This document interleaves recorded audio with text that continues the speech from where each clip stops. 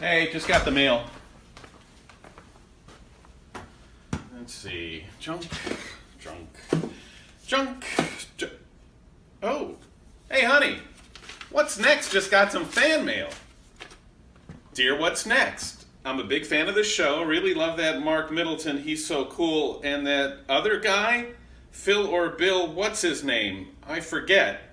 He's okay too. Oh, come on! 10, 9, 8, 7, 6, 5, 4, 3, 2, 1. Growing bolder, what's next? With Mark and Bill. Growing bolder, what's next? With Mark and Bill. Oh, and Laura.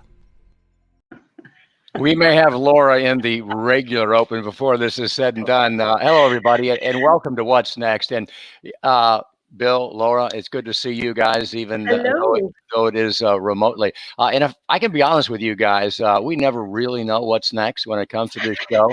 We thought this was going to be an easy to put together, kind of a loosely formatted live show. It's not. There's a lot of moving pieces. I think there's 10 different people involved and 15 different elements today, and it's stressful, isn't it, guys? The funny thing, it'll seem like we didn't put any thought into it all. Well, that's a good point. So let's show you what is coming up today, what's next, and maybe you'll get an idea. We're going to talk about Growing Boulder's unusual birthday celebration for Bill Schaefer. And you shouldn't be smoking, folks, but what about sitting? We've been doing a lot of that lately. We're going to have a live interview with an expert from South Africa coming up in just a moment. And get ready for Susan Silver, because she's a groundbreaking, trailblazing comedy writer. She wrote for Mary Tyler Moore, The Bob Newhart Show, Maude, and many, many more. And she's going to talk about the loss of Jerry Stiller, who was a friend of hers, and life in New York City in the midst of COVID-19. And I know that will be a memorable conversation. Of course, we are coming up on Memorial Day weekend here in the States, which is going to be a very unusual one. Guys, what have you got planned? Well, I like pantry cooking. I have a preserved lemon in my fridge I'm going to figure out what to do with. Very exciting. And it's funny that this is the kind of holiday where normally we're thinking of what do we do with a 3-day weekend? Where are you going to go? Well, it's going to be like Monday through Friday. I think we're going to just be at home. That's it. Yeah, I think I'm going to do the same thing. And it is very unusual. The parades, the picnics, all the stuff that we normally do have been canceled. In fact, for the first time in 20 years, AAA is not giving their annual Memorial Day travel forecast because, they just don't know what's going to happen. And while it is a shame, guys, that we're not going to be able to celebrate like we normally do, I think this is. Yeah. I think what Mark was going to talk about is how that, it's Memorial Day, and sometimes that gets lost in the fact that we 3-day weekends are so rare. You just relish a day off and you kind of forget, Laura, what the holiday really stands for. That is true. And it is one of our most important holidays when we think about it. It is our chance to recognize those people who've given the most and who continue to. And that is something, especially now when we sort of do have some of our, not our freedom, but our normal routine isn't what it was just a couple of months ago. So in a way, it's another reason to double down and take a few moments and remember the people that created that really gave everything they had so that we could be in the situation we're in today. Mark, you're back. Where'd you go? Well, what's next for me was an interruption in the internet. You never really know. So I kind of think I know where you picked it up. I think FDR said it best if we've not taken a look at what he said. And that is, those who have long enjoyed such privileges as we enjoy forget in time that men have died to win them. So maybe if we're looking for the silver lining in this, guys, we will all take a moment more than we normally do to understand that Memorial Day is the day that we remember the men and the women who died in active service for the country. So I hope you guys have a great Memorial Day, and let's move on because we got a couple of interesting videos. This is also graduation season, And we all feel sorry, I think, for high school seniors as their high schools do the best they can to try to figure out how they can honor them. And it's a graduation that we want to share with you from Pearl Con High School in Nashville. They had a drive-through, and this is Don Trail Spencer, who was a disadvantaged kid in that community. He's in his cap and gown. He's clutching his diploma. He is beside himself as he's driven past his teachers, thanking and screaming to Miss them. Gleason, I graduated! Miss Gleason! Miss Gleason, I got it! I love you too, I got it! Boy, I love you so much. Hold that diploma up. I'm proud of you.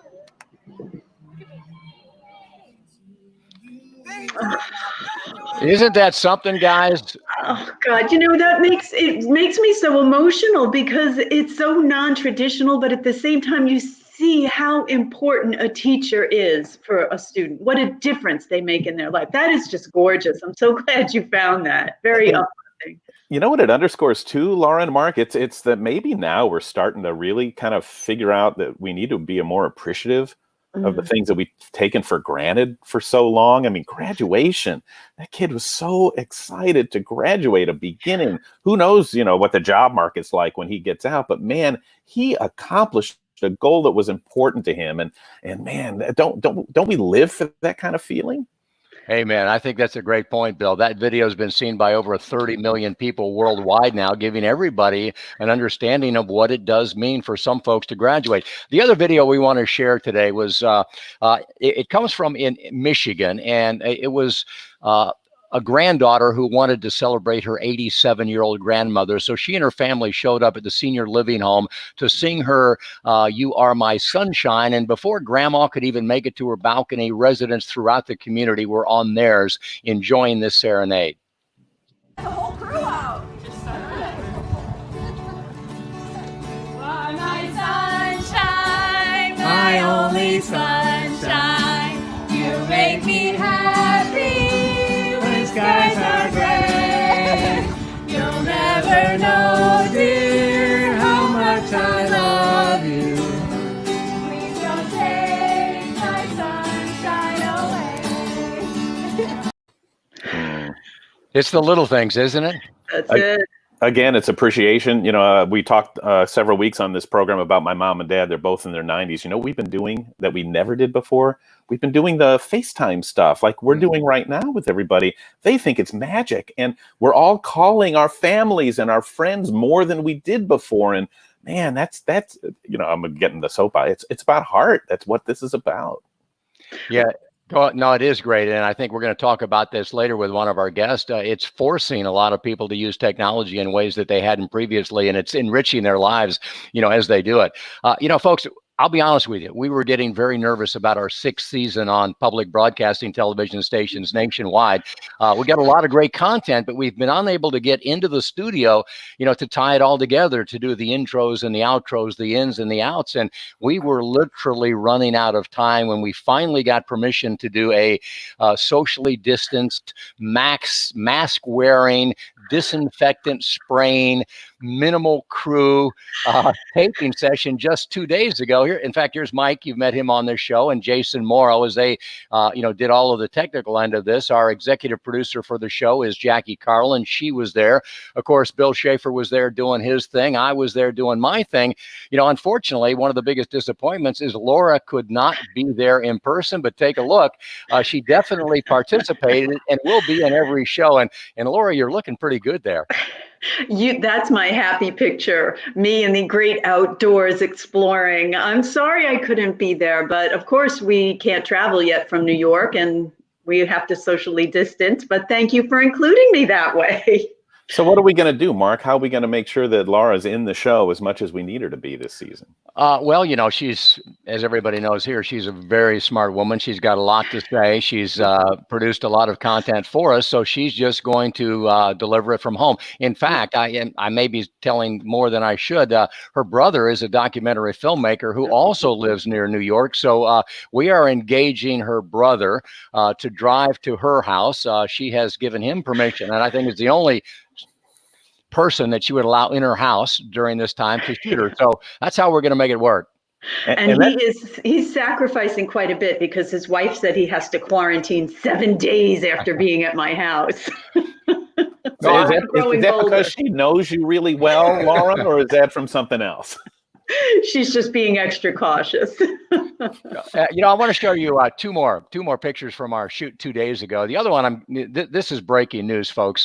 We'll have a news release about Laura and Mike Leonard joining the Growing Boulder team this year. Mike Leonard, if you know the name, was a correspondent for the Today Show for over 30 years. For my money, folks, he's one of the greatest storytellers alive. He's going to do a series called In Common with Mike Leonard, where he examines the common characteristics that all of us as humans share. Very uplifting.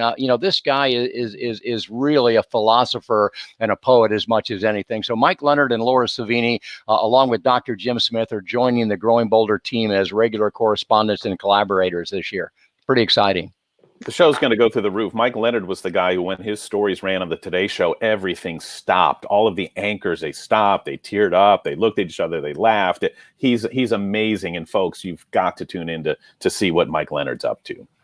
It's very exciting. I'm impressed with what you guys did in the, as we just saw on Facebook there, in your physically distanced production. Congratulations. Well, unfortunately or fortunately, I don't know what Bill Schaefer would have done normally, but it was his birthday on Wednesday, the day that we shot. So we did have a birthday celebration, and take a look at this. How wild is this?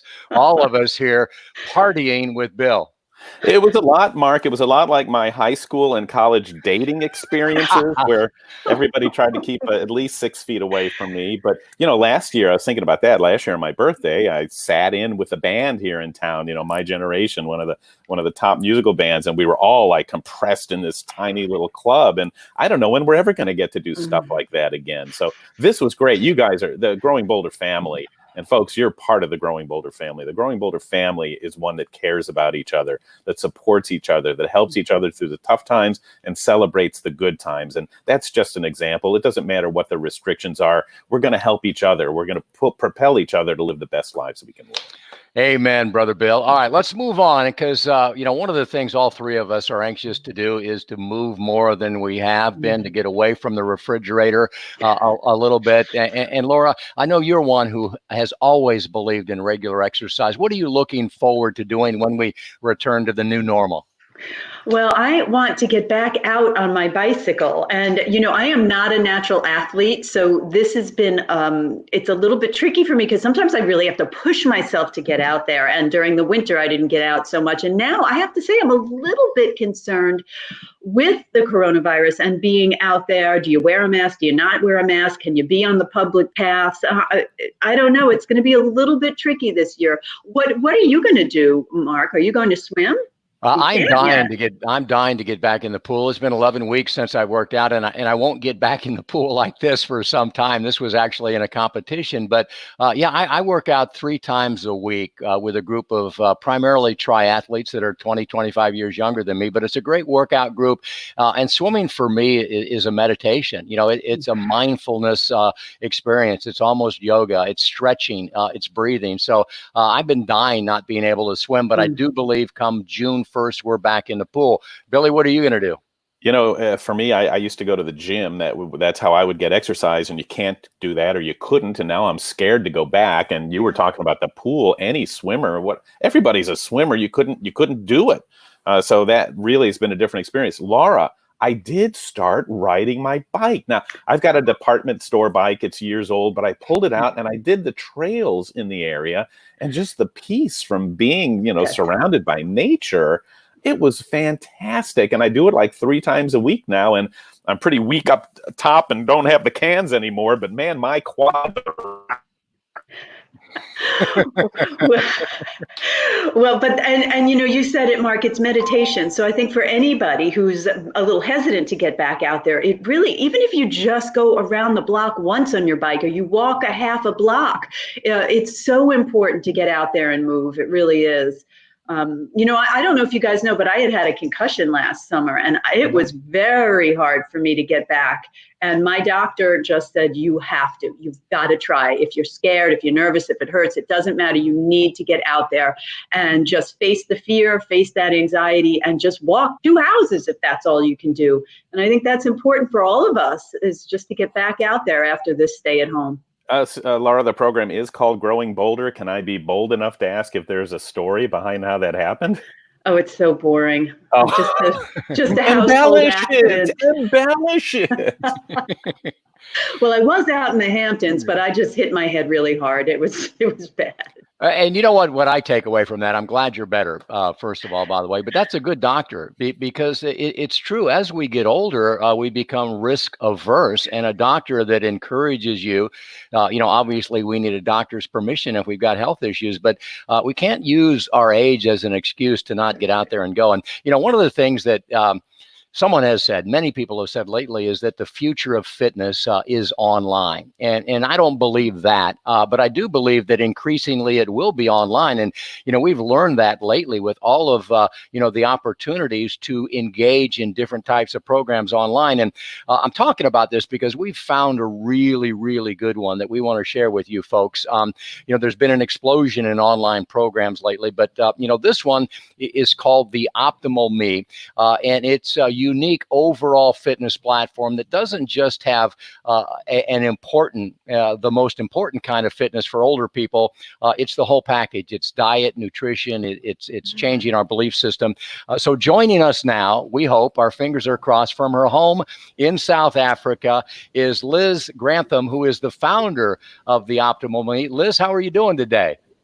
I'm excellent. Thank you, Mark. And thanks for having me. Bill and Laura, it's been wonderful hearing you talk about what you're up to stateside. And we're also all isolated and physical distancing and have limited exercise time here too. We're only allowed to be out of our properties from 6 to 9 in the mornings. So we're also all kind of really feeling the strain of not being able to get out there that much. I would never get out there 6 to 9. Laura would be out there surfing. There's a 6 to 9 in the morning. Wow, there you go. So Liz, tell us a little bit about the Optimal Me, because I looked into it and I was very interested and curious about it. And first of all, we should say that this is a program that is tailored, that targets people 50, 60, 70 and older than that. And we talk a lot about functional fitness, and I know you guys talk about integrated movement routines. Can you tell us what an IMR is? Of course. So, and you talk about functional fitness. Well, functional fitness is based on your ability to move in a functional way. And there are very specific movements that science tells us we do that need us to be functional, like a lunge, or we sit, we stand, we need to rotate, etc. So what we've created, and Jannie Klaassen, who is the instructor that has created this program over 30 years of working in body, is about integrating functional movements, because our body doesn't work in isolation. We have over 600 muscles, around 206 bones, and everything works together to function optimally. And what happens with our bodies, like with everything in life, if you don't use it, you lose it. So I'm sure as we get older, we realize, we start losing our balance in our 20s.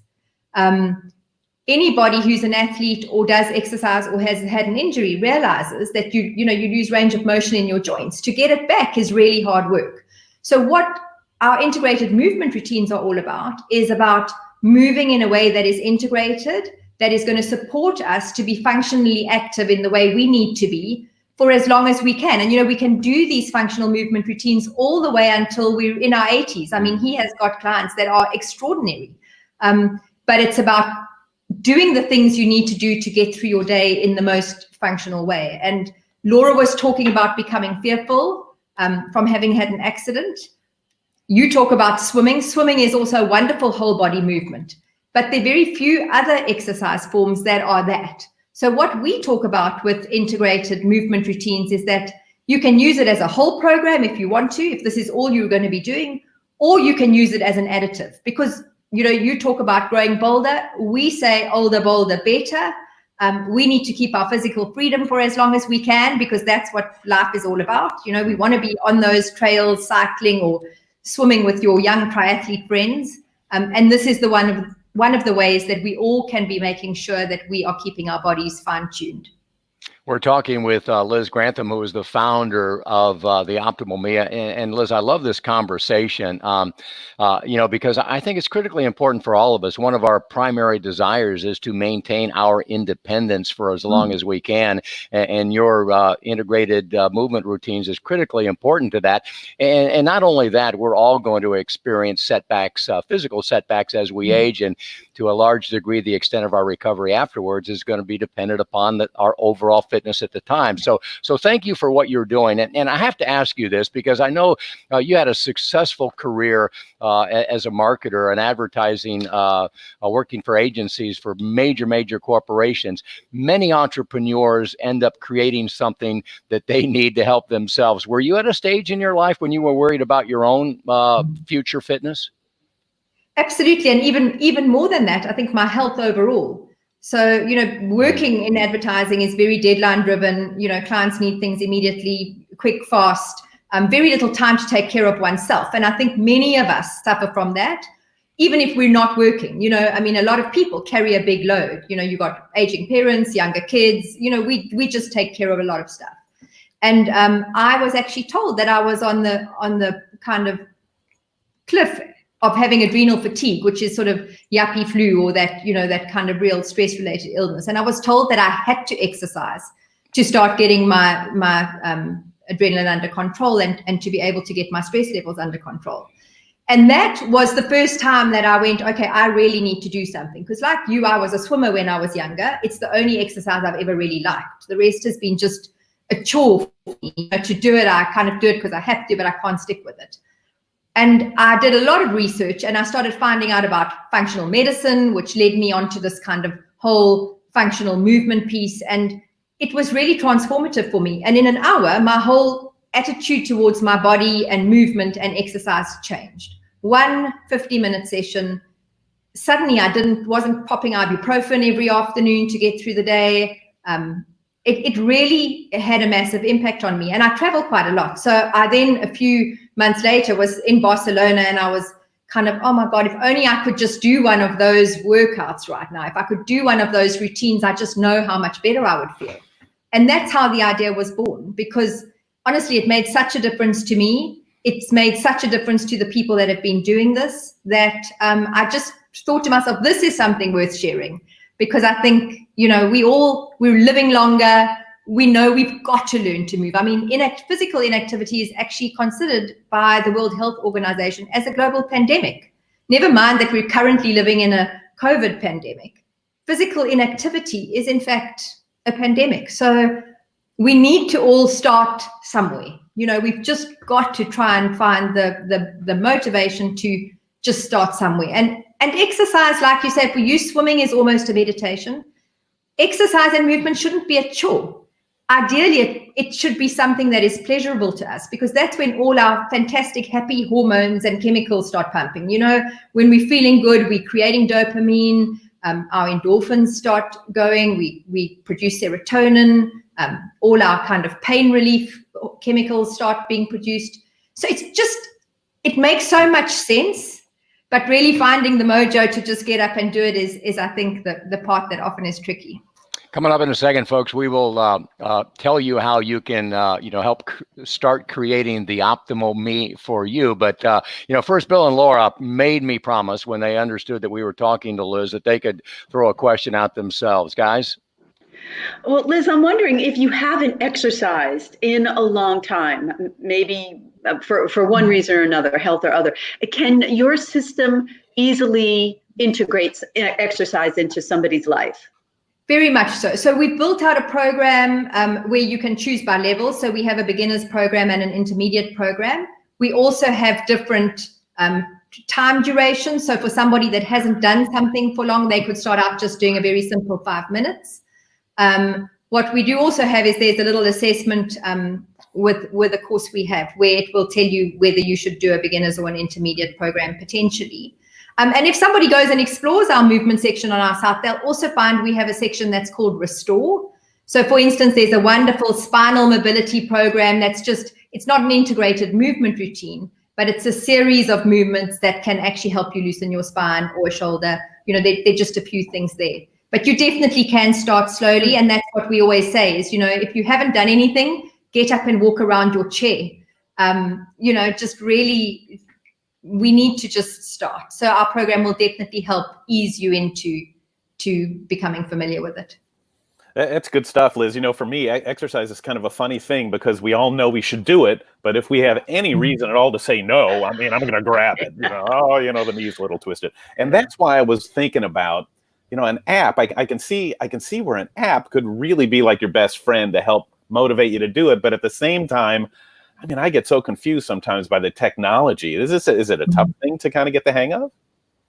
No, I think, and you know, we've really built this platform, and I mean, I've been at this a long time. Let me tell you, this has been my biggest learning experience, is going from advertising where it's, you know, we make beautiful television, we know how to do all of those kind of things, to build to technology. It's been a real challenge for me, and the team have found me incredibly frustrating, because from day one, I'm like, I don't understand how that works. No, I won't know where to go if I have to click buttons like that. So we've kind of pulled our tech team back really from going, no, let's push the boundaries of how we do things, and we're to no, actually, we need to have a home button. I know it's old school, but we understand when there's a home button there, how to get back to where we want to be. So we've really tried to make the user experience very simple and very clean and very user-friendly. And what I always say is, you know, if you have Apple TV or things like that, you can actually quite easily also project these workouts onto your TV screen. So it makes them nice and big and easy to follow, because I don't know, you know, we're all wearing spectacles. I'm not wearing mine for this, but, you know, seeing things on a little app, sometimes it's nice to read, but it's not ideal if you're wanting to follow something. So we've really tried to make it as easy as possible for anybody, no matter how tech savvy you are, to really embrace the program. You know, this has been great, Liz. And folks, I don't know that you need to know this, but I want you to know this. We don't bring anything to you unless we know the people behind it. You know, because I think, you know, someone's motivation is critically important to how they deliver what they're doing. And you know, Liz, it's great to see your passion. Thank you for sharing what you're doing. And folks, let's show you now how you can find out more about what they're doing. You know, this is the front page of their website. Find your physical freedom. And right now we understand that they are offering a 30-day free trial where you can go in and look through their extensive library. And I'm talking about not just videos, but articles and diet and nutrition and recipes and, you know, all of the kind of motivational stuff that you need to start building the best you. And the web address is theoptimal.me. That's it. Liz Grantham, thank you so much for your time. Enjoy the rest of your day in South Africa. And I know we'll be in touch in the future. Thank you. And I wish you all a great Memorial Day weekend. Well said. Appreciate that. Thank you so much. Bye. See you later. Bye. You know, Mark and Laura, one of the things I'm really glad, Mark, that you had her on. One of the things about the whole workout conversation that we had earlier is, man, you know, we're all getting to that stage in life where it's not just to work out to look good anymore. It's to work out to stay healthy and to stay as independent as we can. You know, were you guys watching in the news this week? I've been thinking about this. May, we've been so distracted by everything else. May was a tough month. We lost Jerry Stiller and Fred Willard and John Glenn's wife and Eddie Haskell and Phyllis George and Little Richard and was it Roy from Siegfried and Roy? All in the last couple of weeks. And how interesting would it have been to know some of those people who really made a name in years gone by as we were growing up? Well, we do happen to know someone who knew those people and a whole lot more. In fact, she made quite a name for herself. She is a legendary comedy writer, a true female pioneer, as Mark said at the top of the program. She wrote the Mary Tyler Moore Show, Bob Newhart, The Partridge Family, Maude. She was part of the Laugh-In, Rowan and Martin's Laugh-In, and she wrote Movies of the Week. She's really an amazing person, and she's here now. We can let her in the room. The author of the awesome book. It's called Hot Pants in Hollywood. It's a book that you've got to read. Sex, Secrets, and Sitcoms. Say hi to Susan Silver, everybody. Susan. I don't know how to swim. I have a bike in my bedroom. I don't ride it. I couldn't grow any bolder. I'm trying to grow less bolder. And, oh, and I wish I had a freaking accent. It's a good question. But look what you did despite all of those handicaps. And we all reminisce about the old stars like Jerry Stiller and Mira and a lot of these people that have come and gone. What was it like? What were they really like? What was television like in those days? It was back in the Stone Age. No, first of all, I did know Jerry and Ann. I had the honor of meeting them because we had a mutual friend. And I must say, I talked to Ann more. I was a little intimidated. Jerry was a very sweet guy, lovely guy. They were terrific people. She was one of a kind. Back in the day, it was really run by men. There were not too many women. And as I had talked about in the New York Times, I wanted to be a writer when I was on Laughing, but they said, no, you can't be, because the guys are in an apartment, they're wearing their underwear, and they want to, how can I say it nicely, pass gas. And you can't be there. So I said, oh, all right.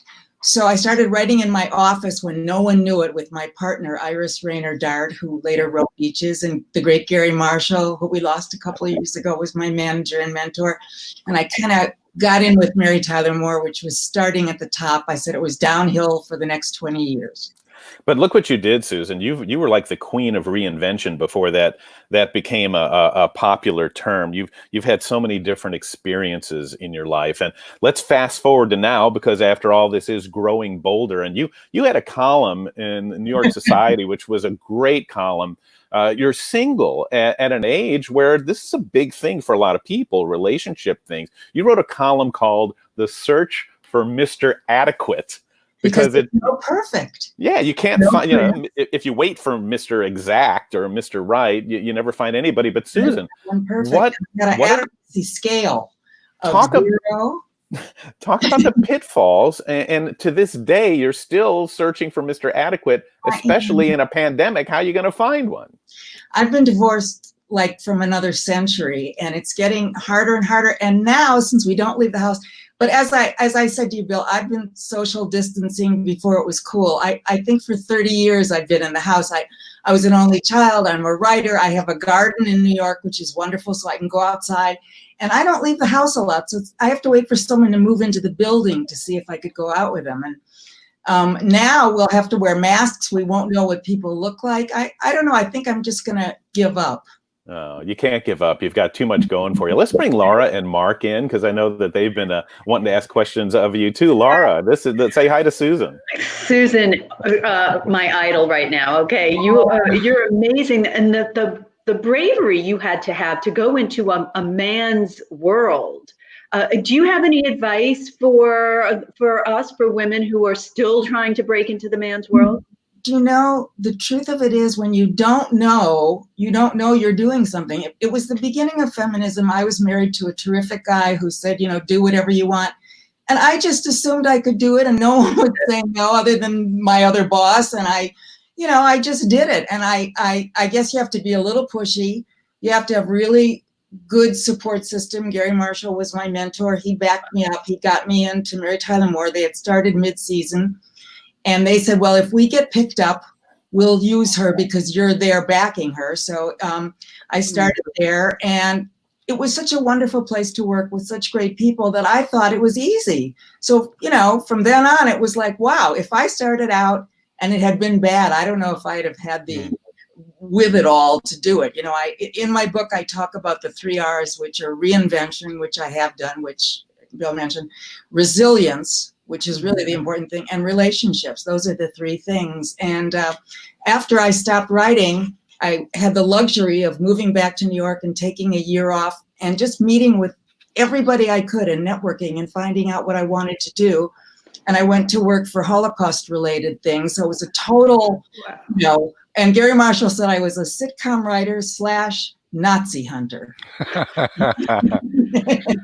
Susan, let me get just a little personal here, because I know not only do you not object to that, that's where you live. That's where you excel. So, if I may, you are an attractive, successful, intelligent, fun, funny woman. I'm not sure what men are looking for. Tell me what you're looking for. When you say you were looking for Mr. Okay or whatever, what's acceptable to you today? What kind of man do you want? What a neat question.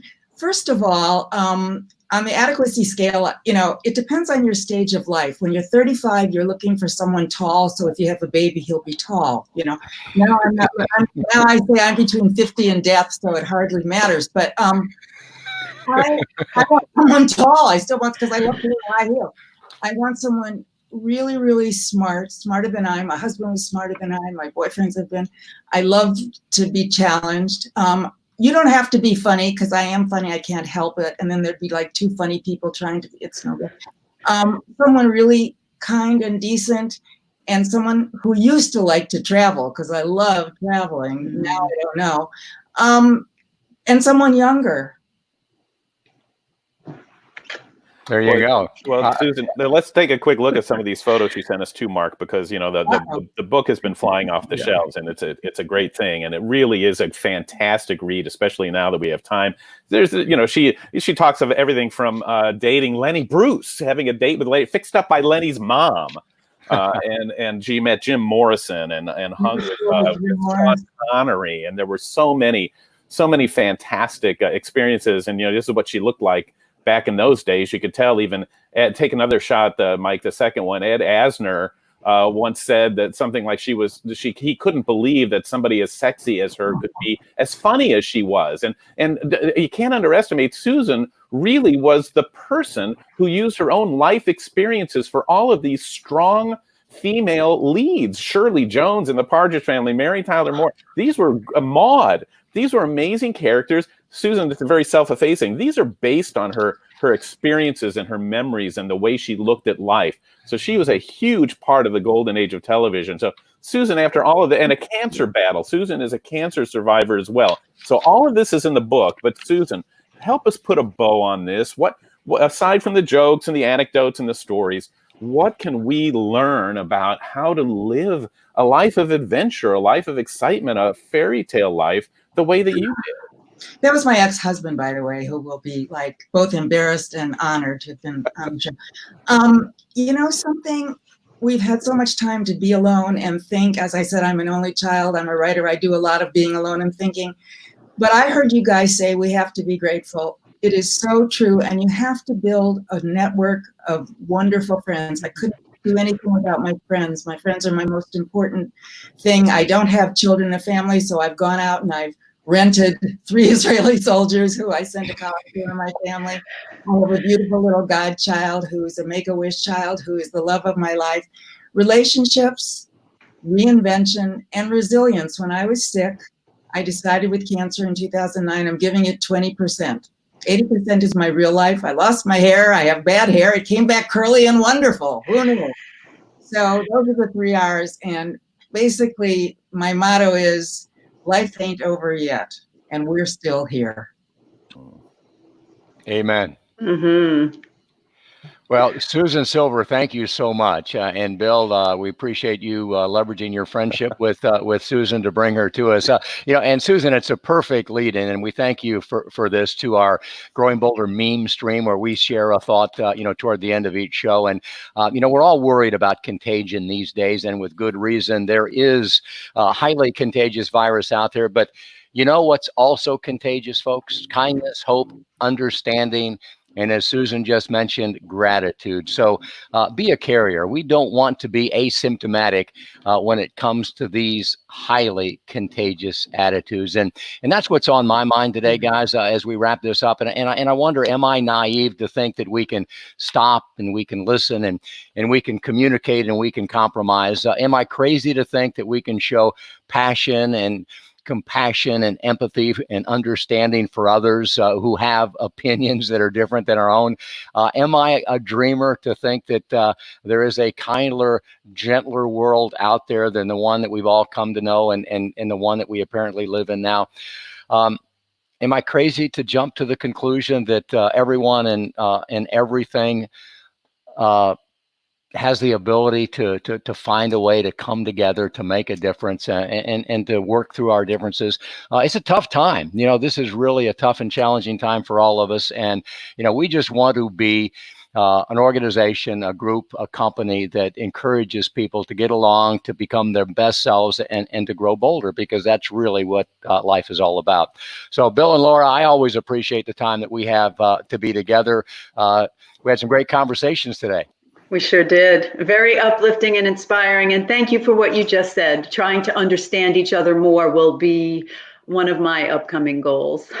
It's a great message, and it's one that we want so badly to spread. So folks, thank you for watching, and make sure you let other people know as well. You can watch this again. It'll repost. You don't just have to watch it live, but do let your friends know that Growing Bolder is out there, and it's an organization. We love teams. We all have to root for our own teams. Who wouldn't root for Growing Bolder? Let's get on the Growing Bolder team, and let's go win a championship in life. Love it. All right, guys. Thanks a lot. We'll see you next week. See you next week. Hey, congrats. You were born to be 65. You're good at it. But you weren't born to be an expert on Medicare. But good news, you don't have to be. Growing Bolder has created a simple guide to take the guesswork out of choosing a Florida Blue Medicare Advantage plan. So go ahead, celebrate. Life isn't a destination, but a journey. And Growing Bolder is a great place to start. Brought to you by Growing Bolder and our partners at Florida Blue Medicare.